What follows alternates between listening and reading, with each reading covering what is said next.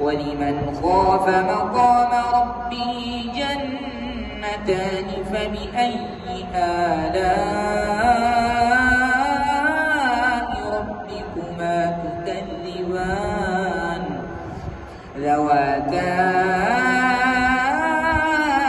أفنان فبأي آلاء ربكما تكذبان فيهما عينان تجريان فبأي آلاء ربكما تكذبان فيهما من كل فاكهة زوجان فبأي آلاء ربكما تكذبان متكئين على فرش بطائنها من استبرق وجنى الجنتين دان فبأي آلاء ربكما تكذبان فيهن قاصرات الطرف لم يطمثهن إنس قبلهم ولا جان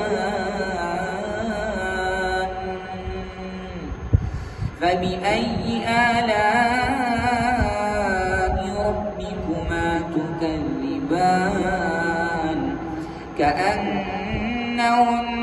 الياقوت والمرجان فبأي آلاء ربكما تكذبان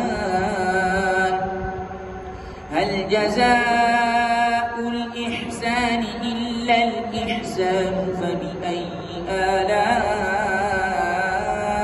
ربكما تكذبان ومن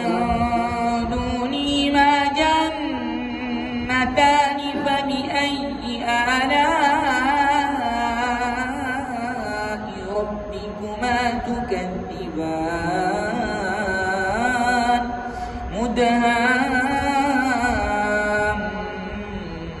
مدهامتان فبأي آلاء ربكما تكذبان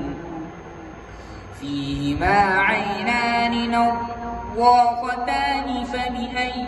آلاء ربكما تكذبان فيهما فاكهة ونخل ورمان فبأي آلاء ربكما تكذبان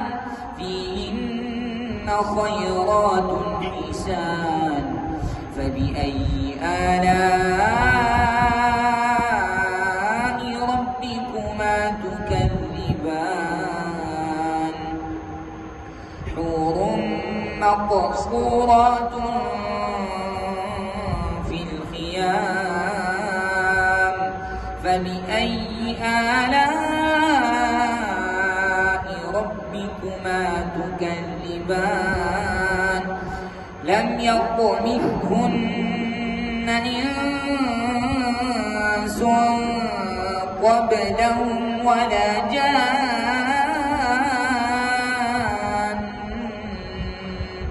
فبأي آلاء ربكما تكذبان متكئين على رفرف خضر وعبقري حسان فبأي آلاء ربكما تكذبان تبارك اسم ربك ذي الجلال والإكرام.